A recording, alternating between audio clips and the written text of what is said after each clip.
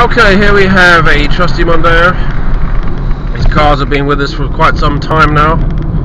Now this one's done over 100,000 miles, so I think it's a good time to do a review and see how this car's bearing up.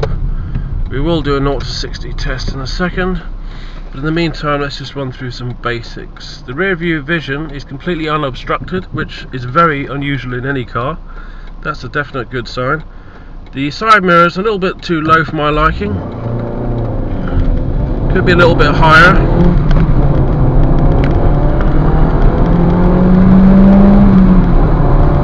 "60 miles an hour, so we're not dealing with a road rocket here.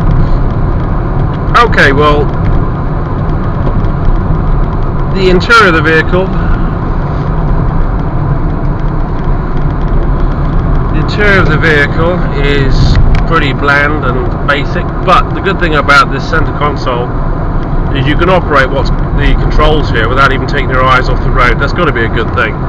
So many cars nowadays, you have to look down, too many lights, too many buttons, too many distractions. Instrument cluster, it's not obstructed in any way by the steering wheel. The dials are clear and precise. There's no messing around there. The reason why these cars are successful is not so much about the quality of drive, it's the fact that they do what they said on the tin.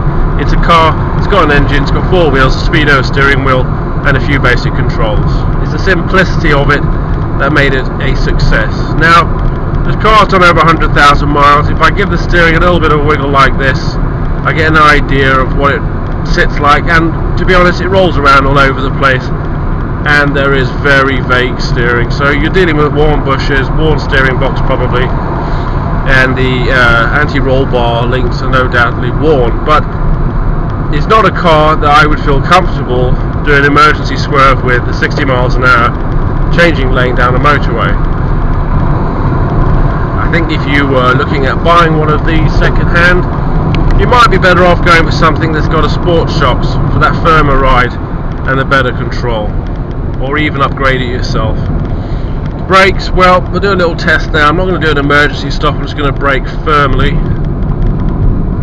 And I have to say, the brakes are actually quite smooth. That's quite a pleasant surprise. I thought they were going to be awful. Brake power delivery was good. I could apply the brakes at a gradual pressure.